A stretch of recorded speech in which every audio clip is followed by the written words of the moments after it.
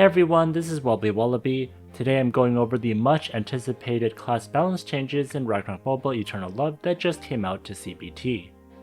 There are plenty of classes that will get buffs, and there will be some meta-defining changes here as well. So stay tuned for all the analysis and details. But first, thanks to Bacon for the patch notes and the translations. I did add some before and after as well, so you can see the magnitude of the changes. So we first start off with Rune Master.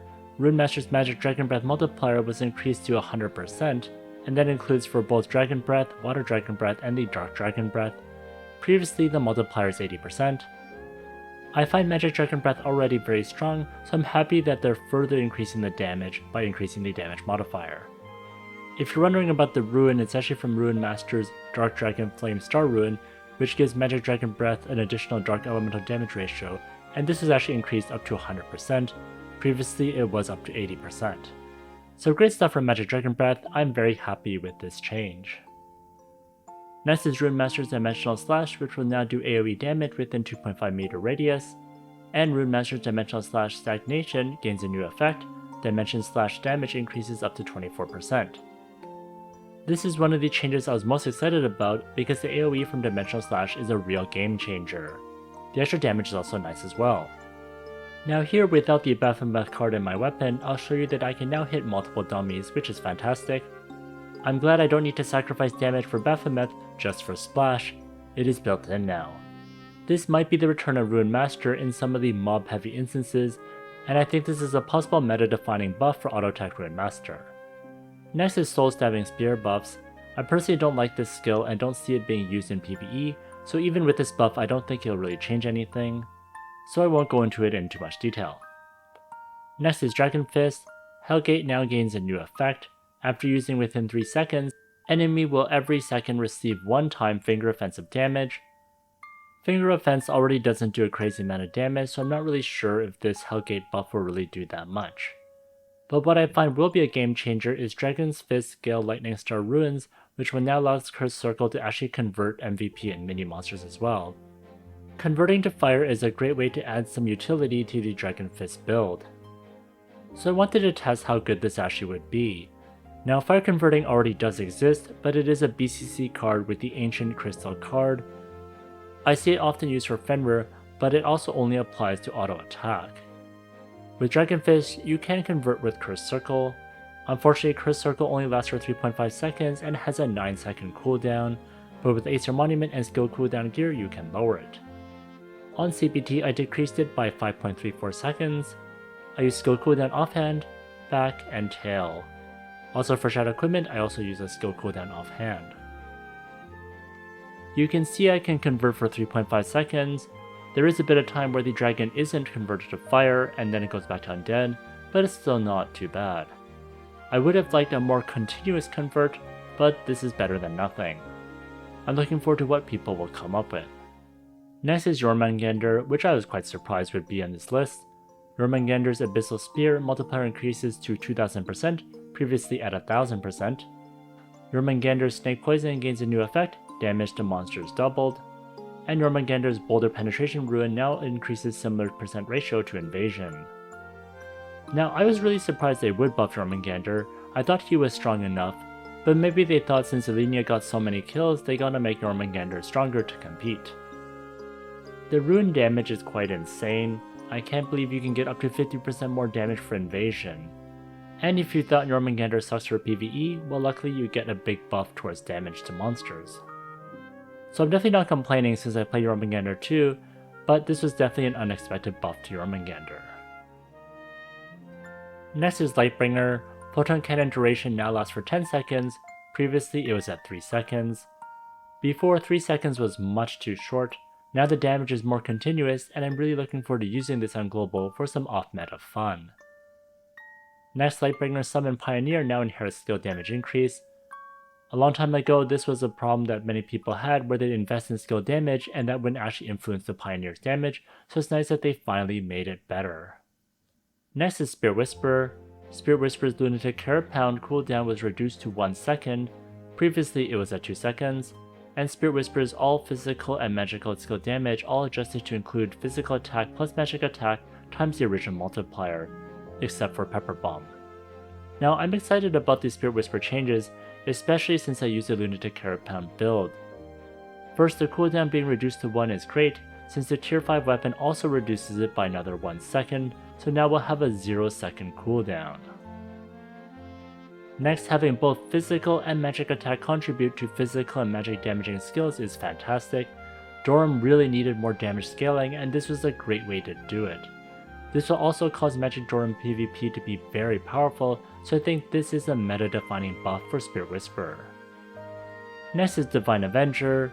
Divine Avenger's Life Vow cooldown was reduced to 15 seconds, previously it was at 30 seconds, and Divine Avenger's Strength Vow cooldown reduced to 5 seconds, previously at 15 seconds, and the duration increased to 60 seconds, and this was previously at 30 seconds.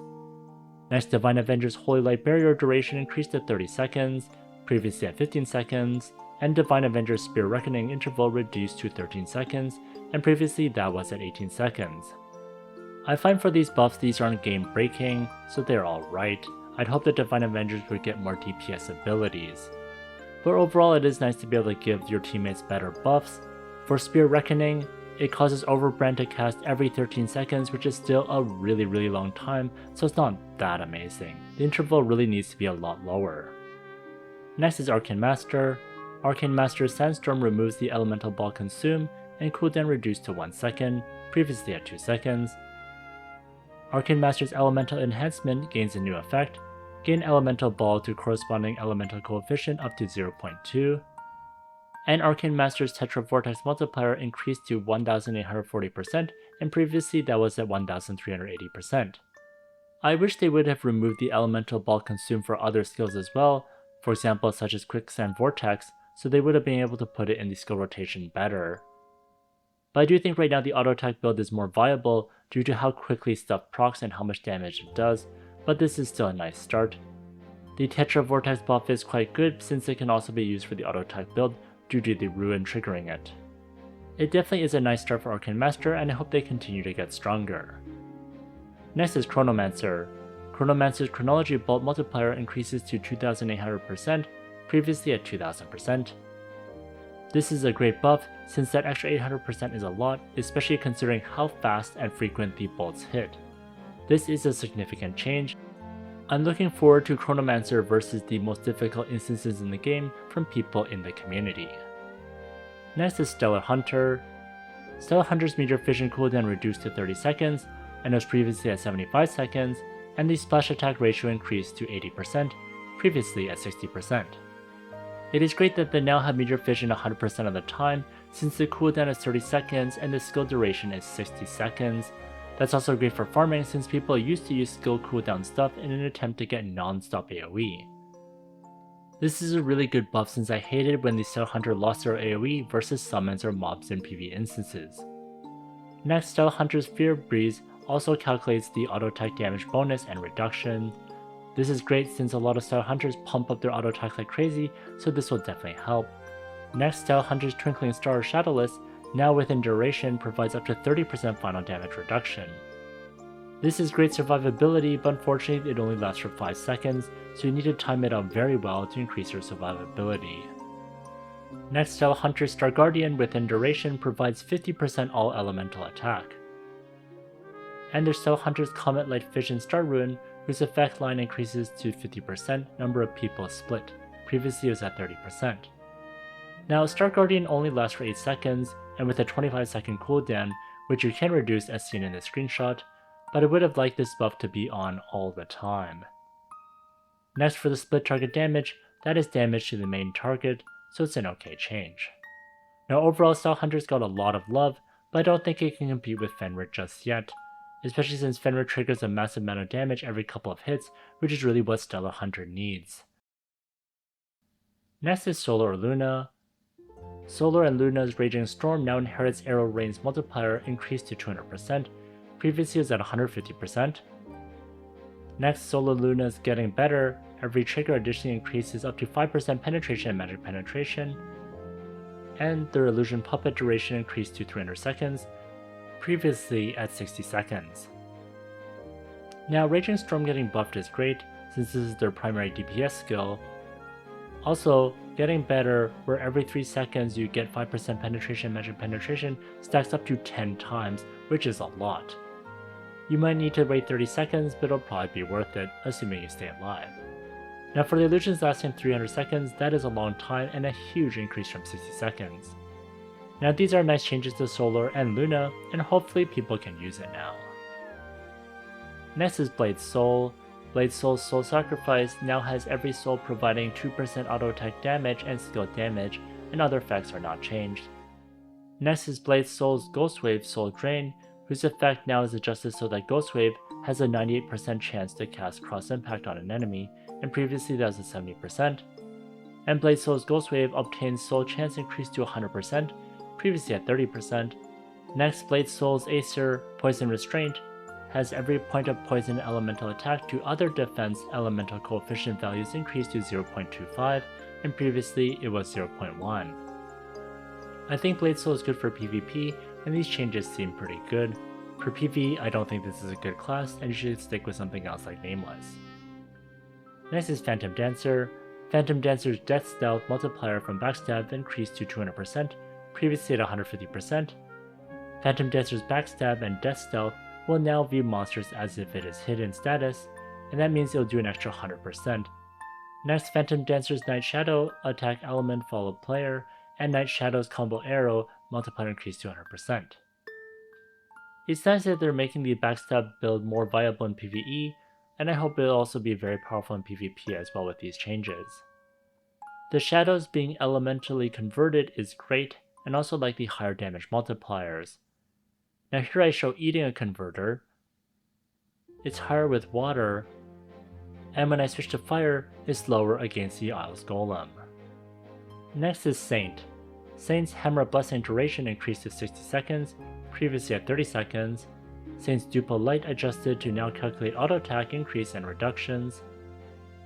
Next, Saint's Hammer of Blessing auto attack effect adjusted so that under Hammer of Blessing status obtained 30% auto attack damage increase. For the Hammer of Blessing, it can now be on 100% of the time since the skill cooldown is 50 seconds, so this is a fantastic way to gain AoE. Also, it's great that Duple Light also has auto attack increase and reductions, since a lot of people will have very high auto attack. And it's also crazy that you can now get 30% auto attack damage increase for Hammer of Blessing status.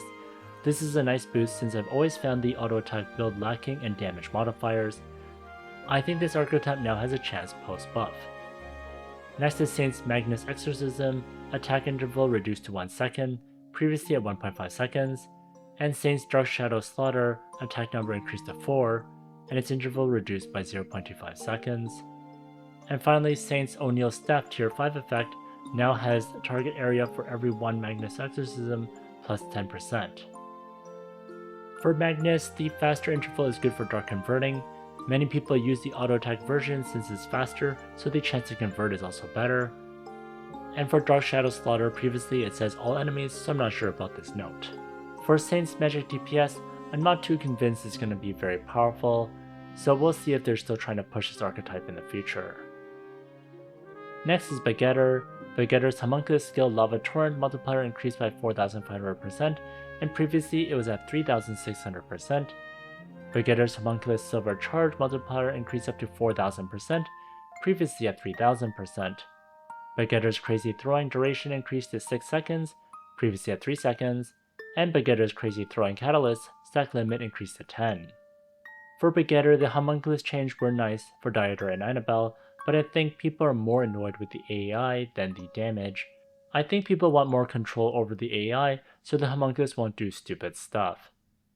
But we'll see if these buffs will help them get stronger by doing more damage. Also, it sucks for the other Homunculus that didn't get any buffs.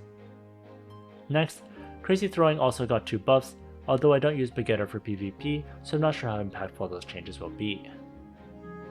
Next is Novice Guardian. Novice Guardian's Card Tornado cooldown was reduced to 2.5 seconds, previously at 3.5 seconds, and Novice Guardian's Blizzard Thunderstorm Star Ruin line Storm Gust triggers Thunderbolt chance increased to 50%.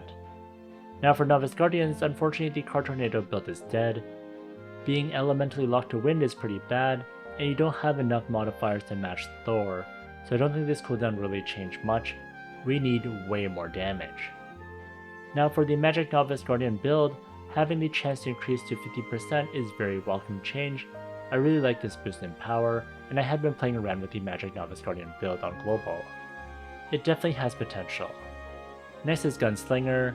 Gunslinger's Carnage Caparia gains a new effect. Damage to bleeding status enemy doubled, and cooldown reduced to 1 second, previously 2 seconds. For Gunslinger, this is a nice buff for PvP. Being more spammable and damaging to bleeding enemies is double. Having more spammable skills and damage to bleeding targets doubled is pretty crazy. Hopefully this will make Gunslinger more popular in PvP. Next is Apocalypse. Apocalypse's Galaxy Array lit up horoscope chance reduction reduced from 10% to 5%. And what this really is with each horoscope lit up, the possibility of light up lowers by 10%, so the lower the percentage is actually good.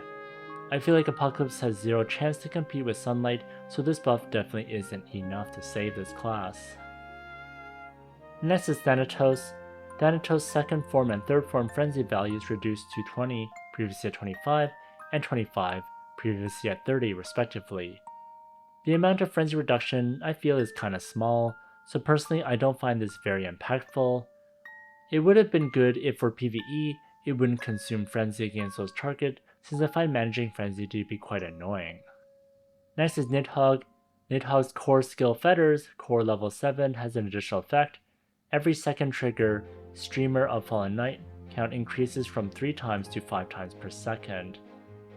I like this Nidhogg buff since she can help deal damage with her fetters. From 3 to 5 times is a significant difference. Next is Hela. Hela's Bottled Ghost damage AoE now is adjusted to 2.5 meters. Previously, Hela's Bottled Ghost is not AoE, so this is a nice change. AoE is so vital these days, so this is a welcome change for her. Next is Hollgrehenn. Hollgrehenn's focus mode cooldown reduced to 1.5 seconds, previously at 2.8 seconds, and attack interval reduced to 0.5 seconds, previously at 0.6 seconds. I am glad that they are buffing Hollgrehenn, especially since his primary DPS skill is being touched. I feel like he's an awesome support, and to give him more DPS potential is great, since this will give him a better chance to be in a party. These days the trend is being able to do DPS while also providing support. So Hollgrehenn can really benefit from being able to do more DPS. Next is Thor. Thor's Rolling Thunder's longest channeling time increased to 7 seconds, previously at 5 seconds.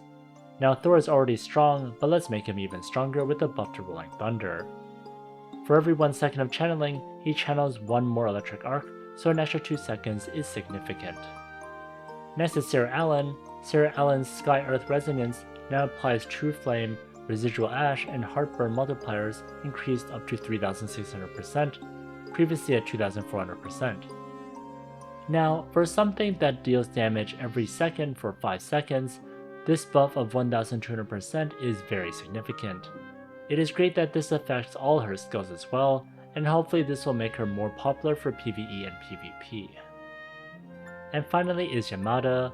Yamata's Summoning Scorching Manzomaru cooldown reduced to 2.5 seconds, previously it was at 3.5 seconds. Yamata's Flowing Shadow Heart cooldown reduced to 2 seconds, previously at 3 seconds. For Yamata, these are some nice reductions overall in skill cooldown, and having more spammable skills is very nice. Next, Yamata's Wind Shuriken Swift Shadow casting range has been increased to 8 meters, previously is at 6 meters. Next is Yamata's High Wind Pursuit Star Ruin. Now when using Wind Shuriken Swift Shadow, now applies a similar to defense reduction value to speed reduction. Also his effect line gains a new one, which is attached to enemy when Shuriken Swift Shadows. Its radius now increases to 4.5 meters, and previously that was at 3 meters. The physical Shuriken buff here does look great. The larger range and more splash is nice, but not sure if this is good enough to make it really good. Yamata was previously very popular in the meta for debuffing, and I had hoped they would give Yamata even better debuffs that would make it popular again for instances like White Star Airship and Constellation Tower 5. Well, that's all. There's plenty of great buffs. What are your thoughts? Let me know in the comments section. If you enjoyed this video, please like, comment, and subscribe. Here's a video that I'd recommend, and if you want more sneak peeks, check out this playlist over here.